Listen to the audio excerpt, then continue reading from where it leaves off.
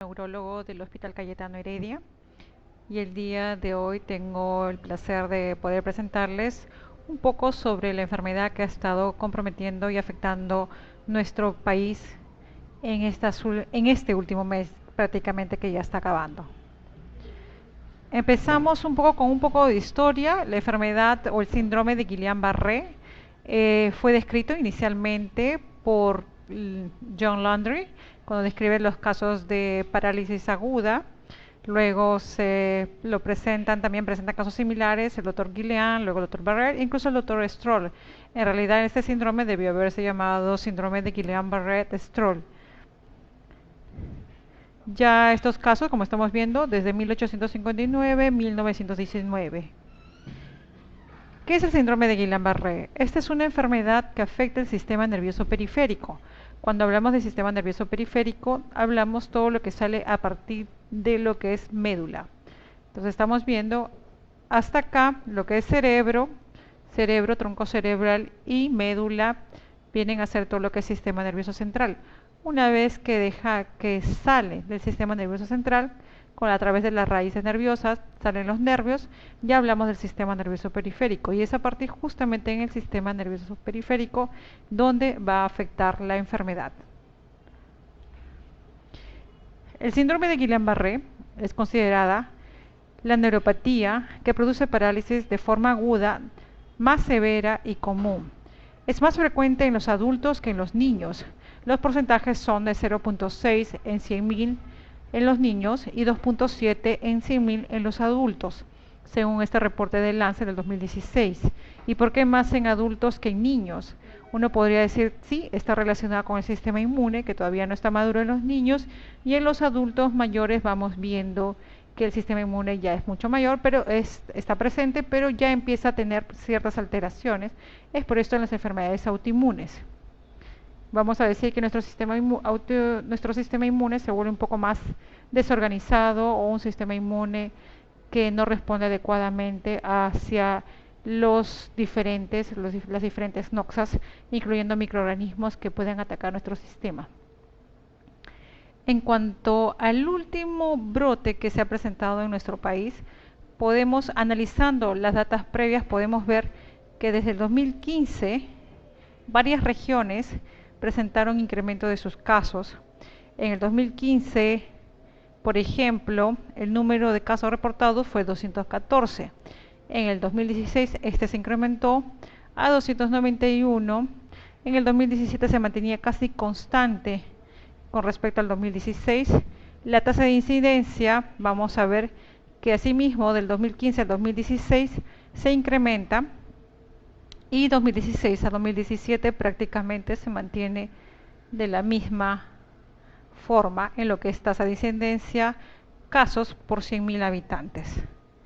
Pero ¿qué es lo que pasa en el 2018? Si nosotros observamos en el 2018, se reportaron en total 341 casos, y como sabremos hubo un brote, sobre todo en la zona norte. Este año, en el 2019, a comienzos de este mes, se presenta de una forma inesperada un incremento de casos. Tanto es así que para la semana 23 epidemiológica, se reportaron 178 casos solamente en una semana. Viendo esta gráfica, hasta el 10 de junio, vemos cómo en el año 2016, que es esta barrita en rojo, esta línea en rojo, presentaba ciertas fluctuaciones, pero no había en sí un incremento de casos como los que hemos visto últimamente. En el 2017, la frecuencia y el número de casos que se presentaban prácticamente era casi similar a los del 2016. Pero en el 2018 y el 2019, veamos primero qué es lo que pasa. En el 2018 tenemos las barras celestes. Estas barras celestes, como estamos viendo, son los casos que se reportan a lo largo del 2018, teniendo un pico, sobre todo en mayo, con 105 casos reportados, y vamos a ver que luego van disminuyendo en frecuencia. En el 2019 tenemos las barras en rojo, y si ustedes pueden ver, el número de casos se mantenía casi constante, pero acá ocurre un disparo para lo que es a inicios del 2000, a inicios, perdón, de junio de este año, o sea, hace unas semanas. Para la semana 23, vamos a poner hasta el 13 de junio, perdón, vemos que el 10 de junio se reportaron en junio 215 casos, pero para el 13 de junio se reportan 433 casos. Hay un enorme pico de casos que se reportan entre la primera y segunda semana de junio. Dentro de los hospitales que reportaron mayor número de casos, en nuestro hospital, en Cayetano Heredia, fuimos el hospital que presentamos mayor número de casos. Hasta la fecha, para el momento en que se hace este reporte del 13 de junio, teníamos 38 casos reportados. A la actualidad hemos tenido nuevos ingresos, vamos a decir, tuvimos 3 ingresos más, o sea, tenemos 41 casos reportados de síndrome de Guillain-Barré. Viendo un poco más sobre esta enfermedad, vamos a ver que una vez, como hemos dicho al inicio, esta es la médula espinal que forma parte del sistema nervioso central. De aquí empiezan a salir las fibras de las raíces, van a formar, disculpen,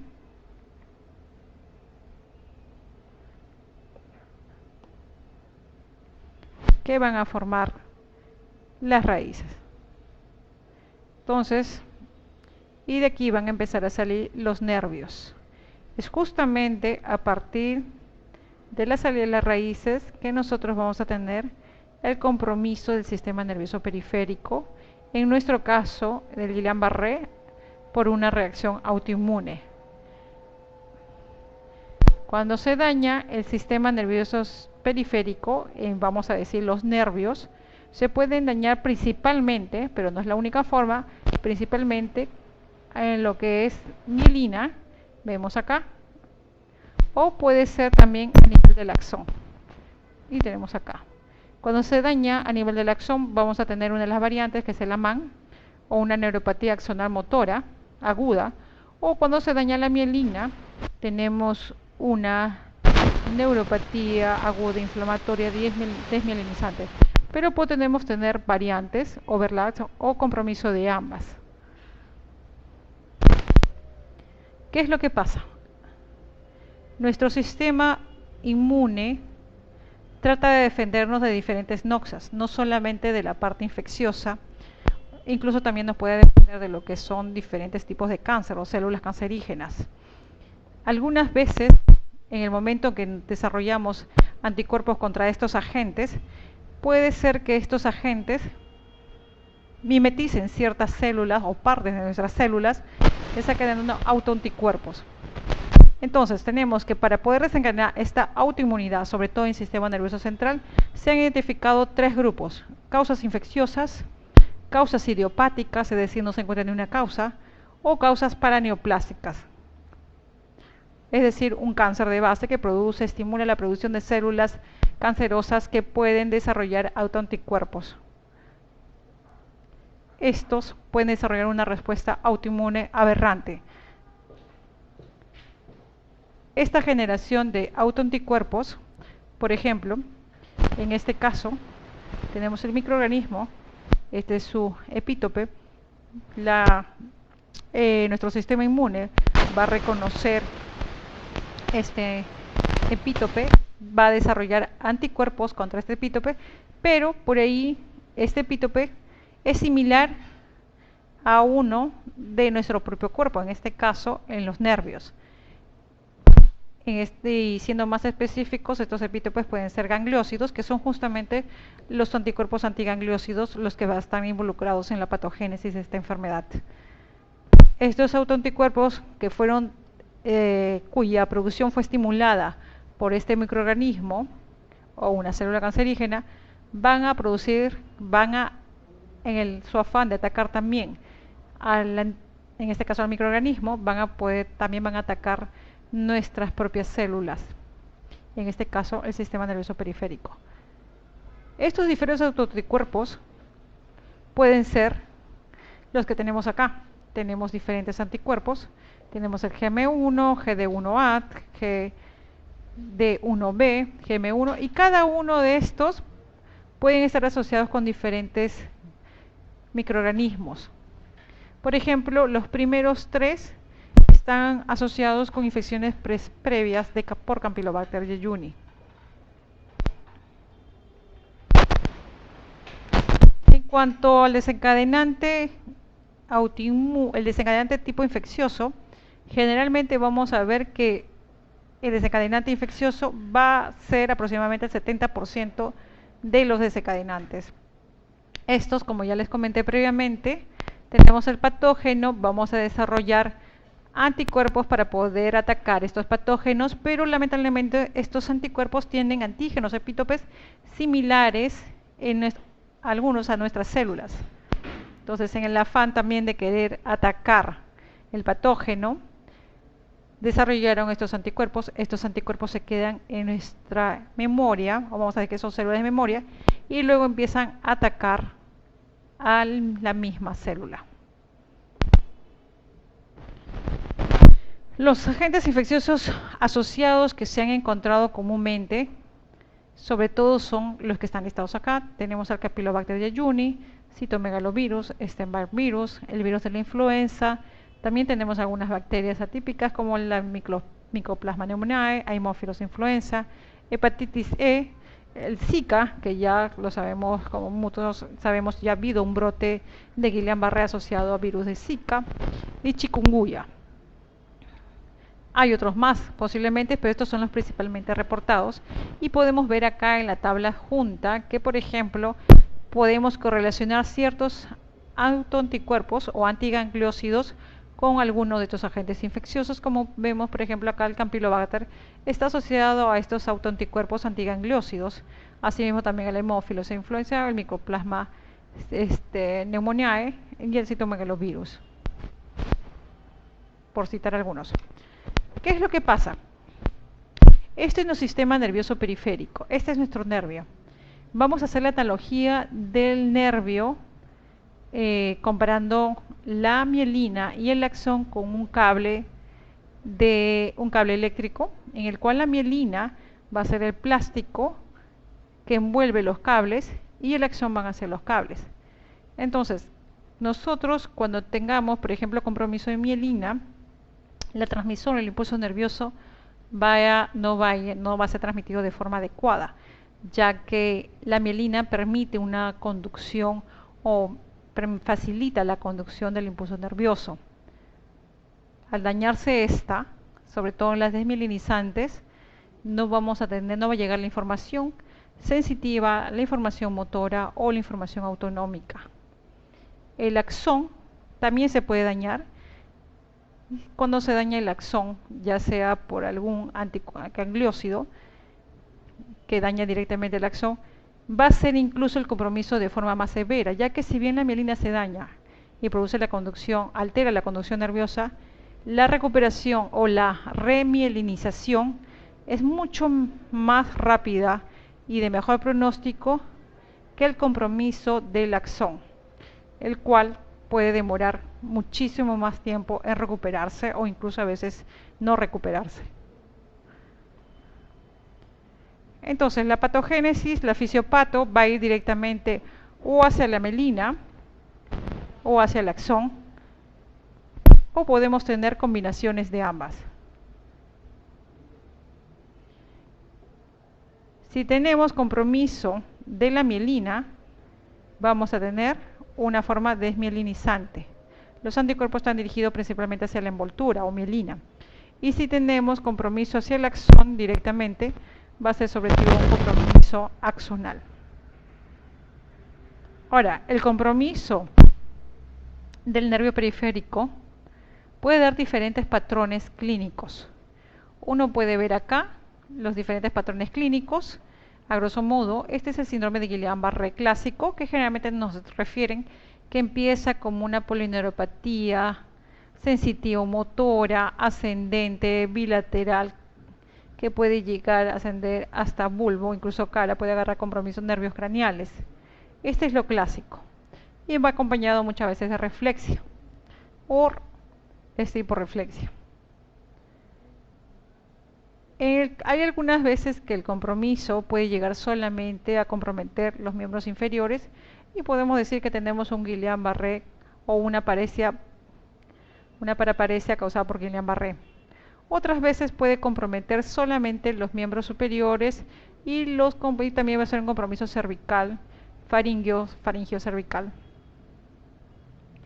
Hacer que el paciente presente compromiso o síntomas vulvares con disfagia, sobre todo, lo cual me tiene que hacer pensar que este paciente posiblemente tenga compromiso para la deglución y tengo que estar alerta para evitar complicaciones asociadas a estas. Otras veces podemos tener solamente compromiso de nervios craneales, como en estas. Y es en estos casos que son casos más particulares y a veces difíciles de diagnosticar y que requiere una evaluación meticulosa, ya que muchas veces en estos pacientes, al no tener compromiso de extremidades, no haber debilidad, el paciente puede presentar reflejos normales o está incluso hiperrefléxico si es que el paciente es un paciente joven. Estos dos últimos, si se dan cuenta, se ven medio borroso o vamos a decir doble, justamente porque la clínica de estos dos van asociados a compromiso de oftalmoplejía que inicia con una diplopia o una visión doble. En estos casos, por ejemplo, está el síndrome de Miller-Fisher que compromete sobre todo los pares craneales, puede producir ataxia, puede producir oftalmoplejía que inicia con diplopia y la clásica reflexia. Si tenemos además un compromiso, una encefalopatía acompañada a este compromiso anterior, tenemos una variante que viene a ser la encefalitis del tronco cerebral tipo Bickerstaff. Estos muchas veces, por si acaso, a veces pueden ir con reflejos normales. Entonces, los diferentes subtipos clínicos de Guillain-Barré pueden estar asociados a ciertos autoanticuerpos. Es por eso que algunas veces podemos nosotros solicitar los antigangliósidos de acuerdo a la variante o al síndrome a la variante que estemos sospechando. Sobre todo, por ejemplo, en el síndrome de Miller-Fisher, en estos casos hay bastante asociación con un antigangliósido que es el GQ1B. Dentro de la parte clínica, si queremos diferenciar ya electrofisiológicamente cuando hay compromiso axonal hay compromiso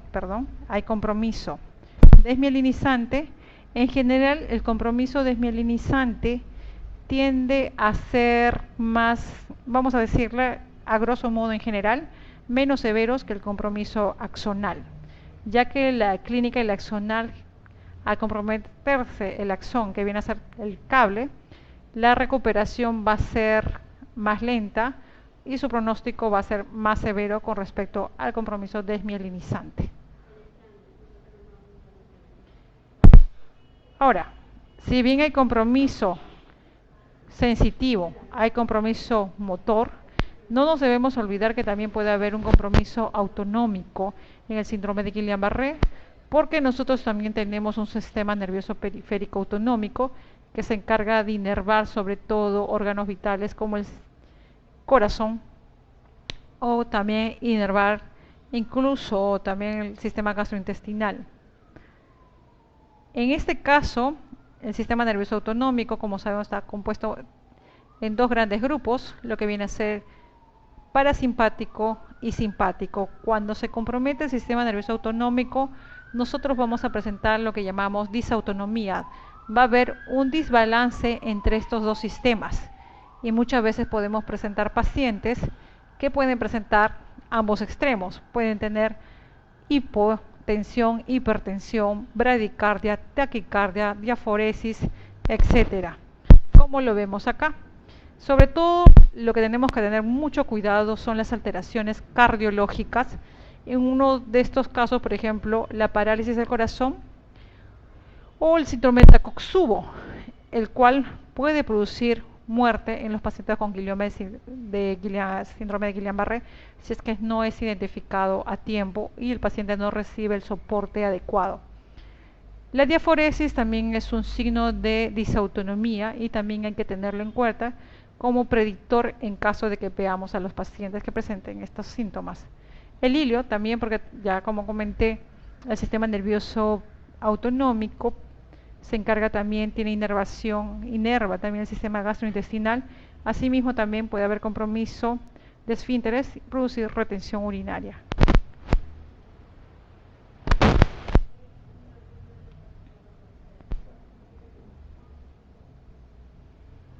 Pero de todos estos, de la parte autonómica, el compromiso cardíaco es el más, vamos a decir, más severo.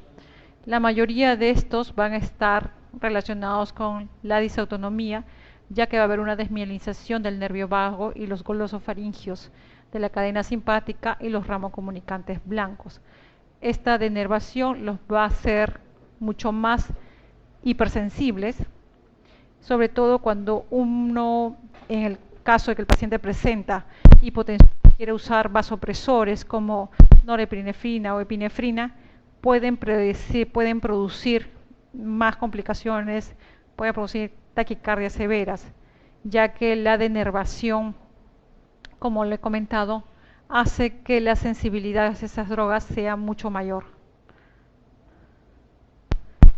Resumiendo las características clínicas del síndrome de Guillain-Barré, aquí puse un resumen de estas. Generalmente vamos a ver que al inicio los pacientes pueden presentar acroparestesias, es decir, puede presentar síntomas sensitivos en palmas y plantas de pies, palmas de manos y plantas de pies.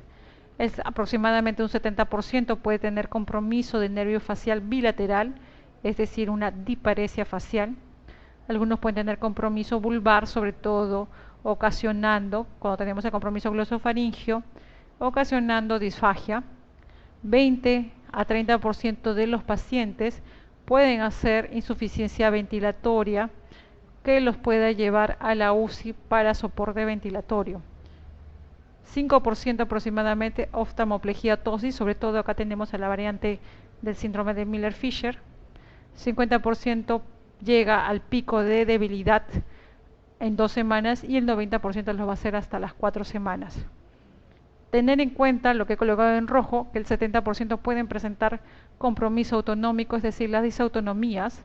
Parar siempre la oreja en estos casos, ya que estos pacientes probablemente requieran soporte en UCI. El 25% disautonomías severas, principalmente las cardíacas. Ahora,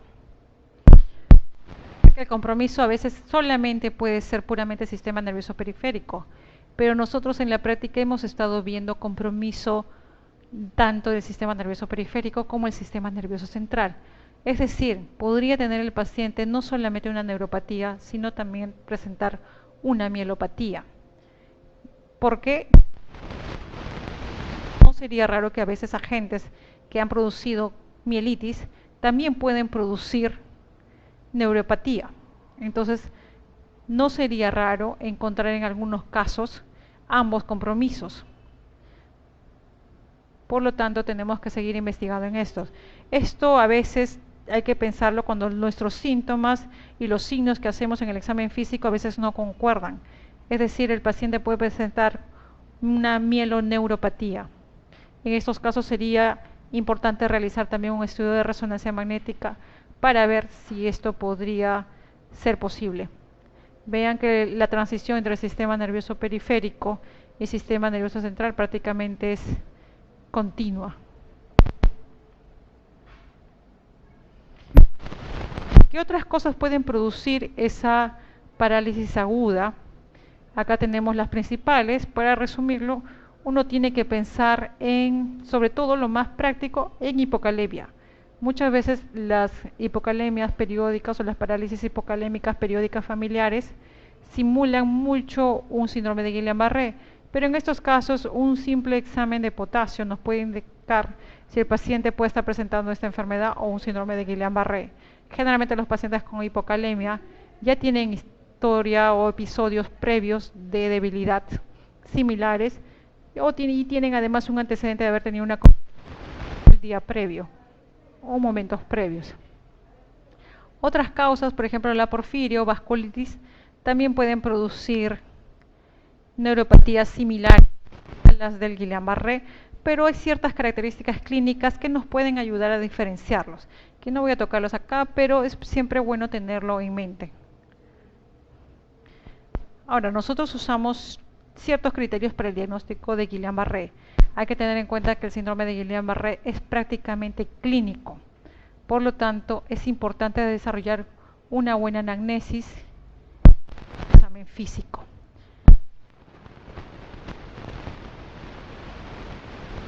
Los siguientes criterios que vienen a ser la debilidad bilateral flácida de las extremidades, una disminución o ausencia de reflejos, que tiende a ser monofásico en el tiempo. Esto nos permite diferenciar sobre todo del CIDP, que es una polineuropatía crónica desmielinizante crónica, me estoy confundiendo, una polineuropatía crónica desmielinizante que debuta similarmente al Guillain-Barré. Una pleocitosis leve, una concentración de proteínas que puede estar incrementada un poco más allá de lo normal, pero esto va a depender mucho en el momento en que se le realice el estudio del líquido cefalorraquídeo, ya que hay que tener en cuenta que inicialmente puede no haber un incremento de las proteínas, habría que esperar aproximadamente hasta la segunda semana y poder hacer la correlación de disociación albuminocitológica. Los hallazgos electromiográficos o los estudios neurofisiológicos también nos van a ayudar a corroborar el diagnóstico. Uno puede empezar haciendo un estudio de velocidad de conducción nerviosa inicialmente, la cual se puede realizar en los primeros días, 72 horas, pero el estudio de aguja de electromiografía propiamente dicha demora por lo menos unas 2 semanas de poder darnos unos resultados positivos. Otro criterio importante dentro de los criterios de Brighton es descartar un diagnóstico alternativo, como hemos visto, una hipocalemia, que podría producir un cuadro similar. Dentro de lo que se refiere a la funcionalidad para poder diagnosticar gravedad clínica o clasificar la gravedad clínica, sobre todo para el inicio de tratamiento, tenemos la clasificación de Hughes. Acá marco la flecha a partir del grado 3, uno ya considera un Hughes moderado a severo. En estos casos, por ejemplo, para resumir, mi paciente ya no se puede sostener en pie, uno ya debería estar pensando en el inicio del tratamiento, o mejor dicho, ya debería iniciar tratamiento. Si mi paciente todavía tiene la capacidad de deambular, solamente me refiere a síntomas sensitivos como parestesias, y puede caminar por lo menos 5 metros sin ayuda, todavía lo mantengo en observación. Una vez que mi paciente ya tiene esa incapacidad para caminar, presenta las disautonomías, etcétera, uno ya tiene que iniciar de forma temprana el tratamiento. Tener en cuenta que algunas veces el paciente con la variante del síndrome de Guillain-Barré, variante tipo Miller-Fisher, puede no requerir en algunas ocasiones tratamiento con inmunoterapia. El estudio de conducción nerviosa, ya sea para nervio motor o sensitivo, es muy importante porque está dentro de los criterios de Brighton para el diagnóstico. Estos estudios, como comenté, se deben realizar en tiempos adecuados. El estudio de conducción nerviosa se realiza tempranamente dentro de la primera semana, pero el estudio de electromiografía propiamente dicha con la aguja se realiza a partir de las 2 semanas, ya que inicialmente puede ser que no te muestre ninguna alteración, lo cual no indica que el paciente está haciendo ya un compromiso. Aquí tenemos los diferentes patrones de conducción nerviosa. El componente axonal sobre todo va a afectar, el componente axonal sobre todo va a afectar, cuando hay compromiso va a afectar la amplitud del nervio, y cuando hay compromiso desmielinizante va a afectar sobre todo la conducción propiamente dicha, es decir, prolonga la latencia o la aparición de la onda del potencial de acción. El tratamiento es un tratamiento inmunomodulador que consiste principalmente en 2 opciones: plasmaferesis e inmunoglobulina. La plasmaferesis es similar a una diálisis, lo que hace es prácticamente lavar la sangre, remover los autoanticuerpos. La inmunoglobulina, a través de otro mecanismo, tiene anticuerpos, o vamos a decir, moléculas que se van a unir, sino simplemente que los va a inactivar. Un tercer tratamiento que está aún en estudio es el eculizumab, que es un anticuerpo antiinmunoclonal que inactiva el complemento 5, pero todavía no se está usando de forma estandarizada. Ahora, cuando vamos a tratar a un paciente con inmunoterapia, a veces nosotros nos ponemos a pensar, ¿qué le doy? ¿Inmunoglobulina o le doy plasmaferesis? Si nosotros vemos, cuando se hace la gran revisión de Cochrane del año 2014, comparando los diferentes estudios en los cuales se usaron inmunoglobulina, plasmaferesis o ambas, se encontró que la discapacidad a las 4 semanas en los pacientes que recibieron inmunoglobulina o plasmaferesis era similar, es decir, no había mayor beneficio usando uno u otro. En cuanto a la discapacidad, la mejora de la discapacidad a las 4 semanas, tampoco se encontró mayor diferencia, pero sí se encuentra en cuanto a los eventos adversos. La inmunoglobulina es menos, vamos a decir, menos invasiva que el uso de la plasmaferesis. La plasmaferesis, como algunos sabrán, requiere la colocación de un catéter de alto flujo que puede presentar complicaciones, no solamente infecciosas, sino que en el momento del recambio plasmático el paciente puede presentar un compromiso hemodinámico, puede presentar periodos de hipotensión y otras complicaciones asociadas a esta. Un poco la diferencia en lo que se refiere a eventos adversos en plasmaferesis con respecto a inmunoglobulina.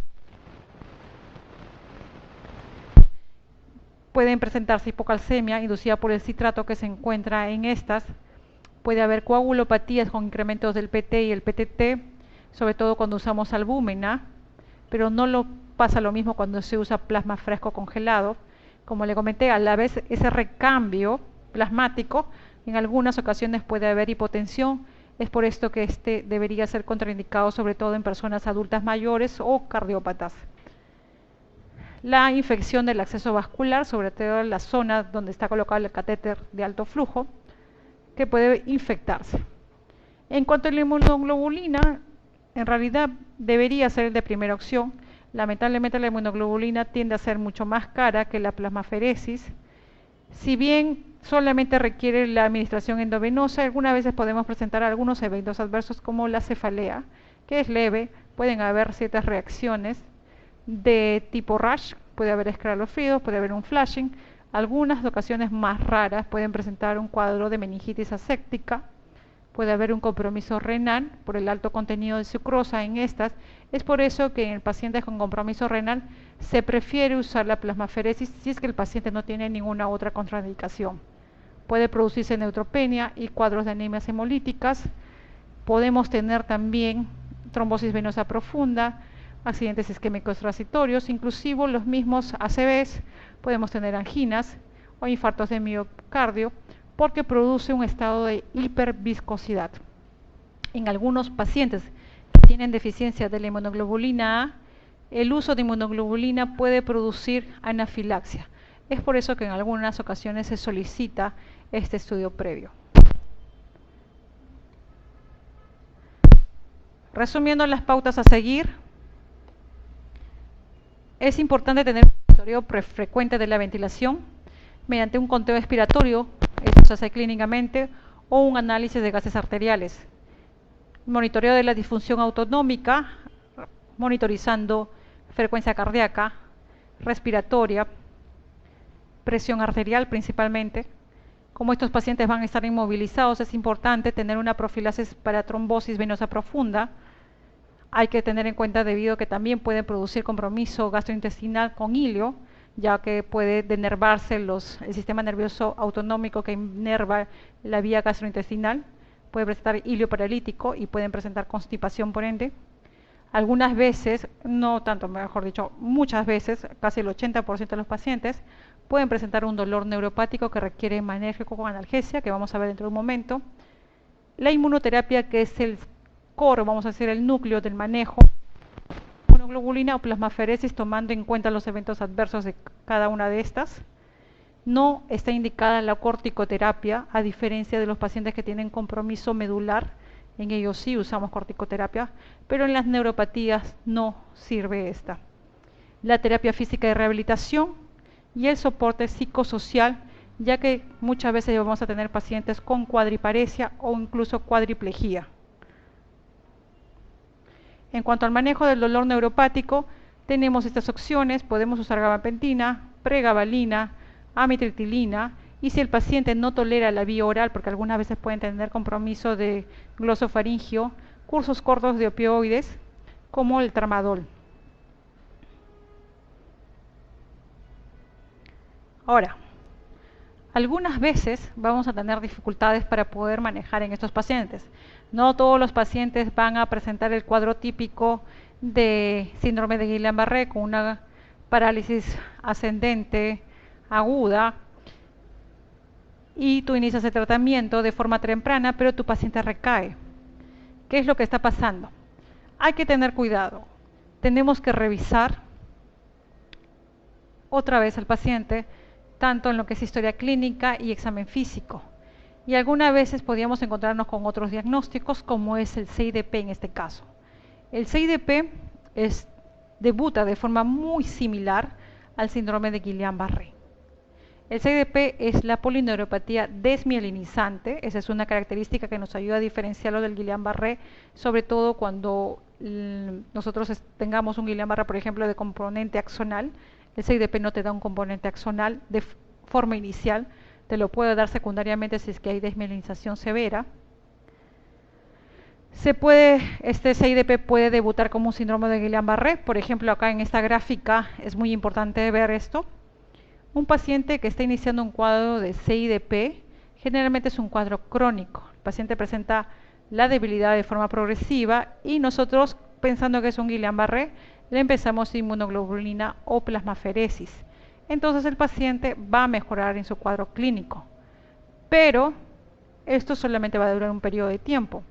Luego, una vez que se ha ido el efecto de la medicación, empieza otra vez a recaer el paciente con sus síntomas de debilidad motora, compromiso sensitivo, etc.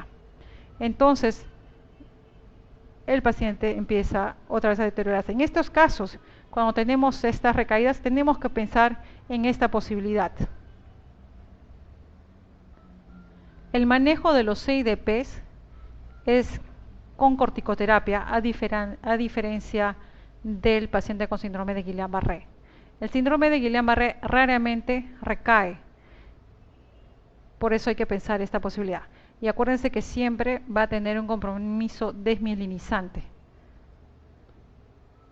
O sea que si encontramos un compromiso axonal, no pensamos en CIDP. Ahora, puede ser un paciente que sí tenga realmente un síndrome de Guillain-Barré, pero que mejora y recae. ¿Qué es lo que pasa? El paciente mejoró con el tratamiento, pero después presenta una desmejoría de los síntomas, se vuelve a presentar o incrementar la debilidad. Y esto puede pasar hasta en el 10% de los pacientes. Entonces hay que considerarlo dentro de esas posibilidades.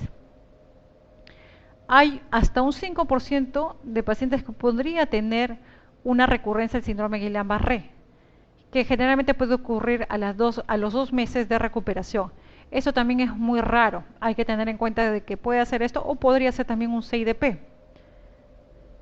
En estos casos, si el paciente estuvo mejorando con el tratamiento y luego recae o vuelve a representar incremento de los síntomas o una recaída, para decirlo así, debemos iniciar un segundo curso de tratamiento con inmunoglobulina.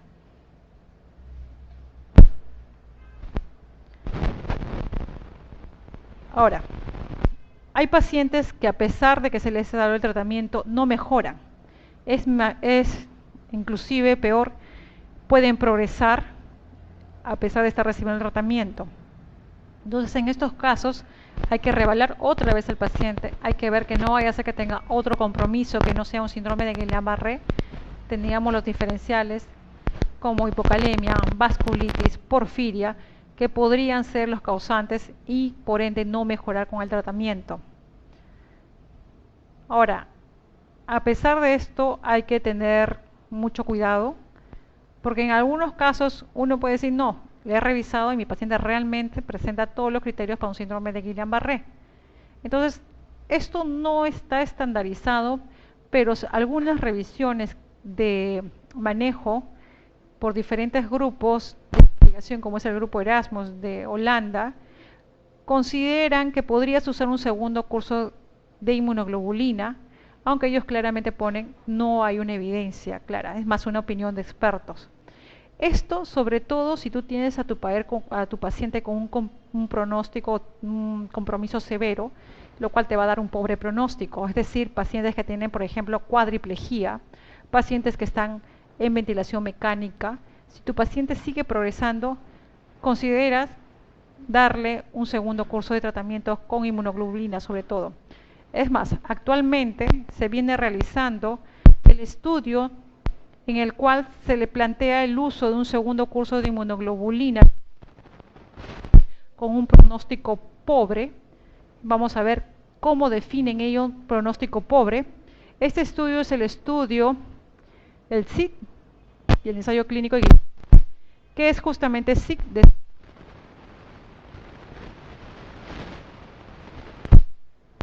Este estudio se ha iniciado el año pasado y ellos plantean que en algunos casos, algunos pacientes podrían tener un consumo rápido de la inmunoglobulina y es por ende que necesitarían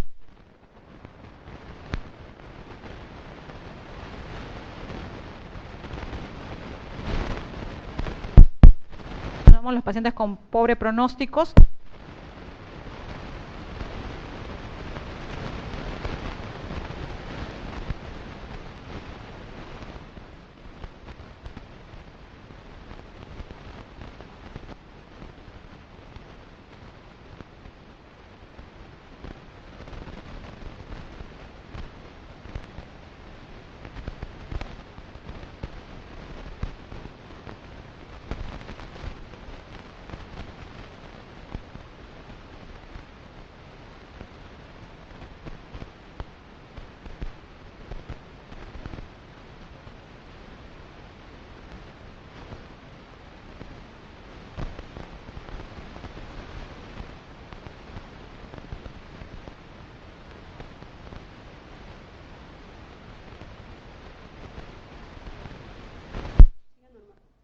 Ya.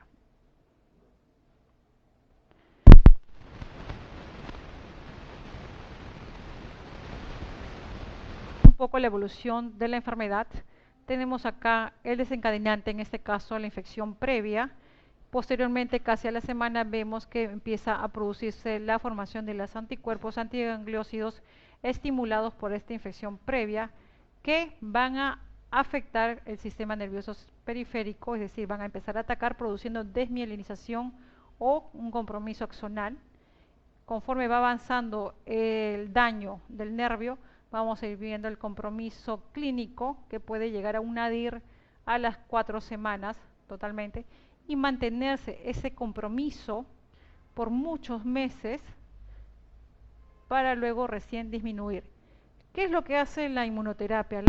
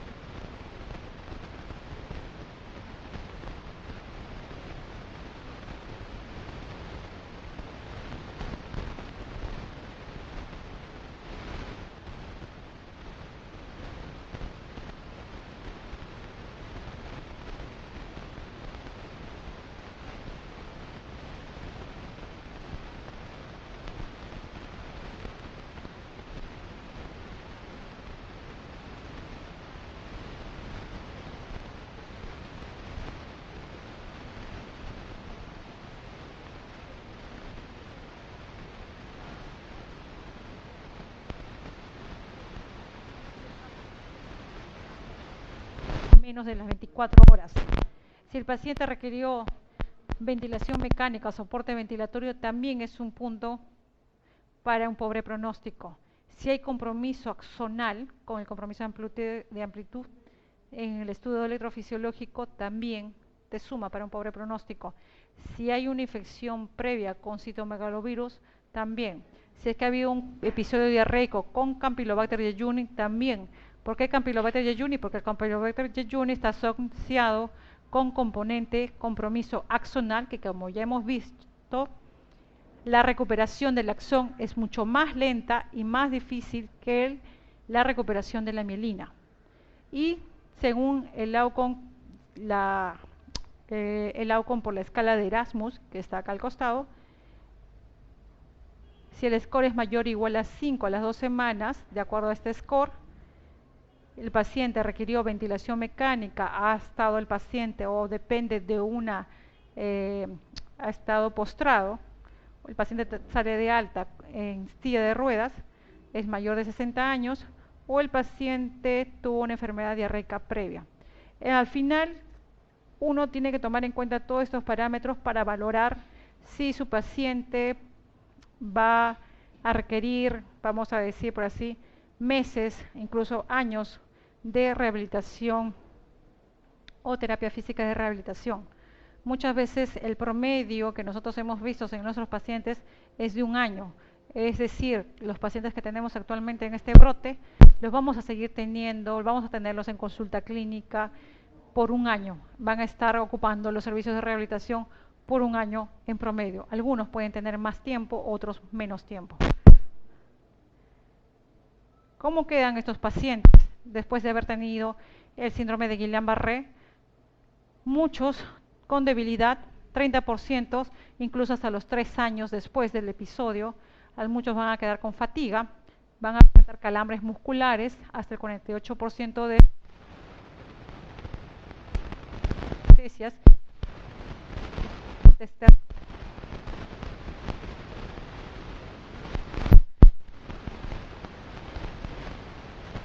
De la familia. Psicológicamente se ve afectado, ¿sí? No es fácil asumir un estado, en algunos casos, de cuadriparesia o cuadriplejía. Neuropático de por vida, hasta en el 24% de los niños y 38% de los adultos al año. Yo tengo pacientes que ya llevan muchísimos años que han tenido el episodio y persiste con un dolor neuropático. Estos pacientes, como hemos visto, se pueden manejar con pregabalina, gabapentina o amitriptilina, que es más cómoda.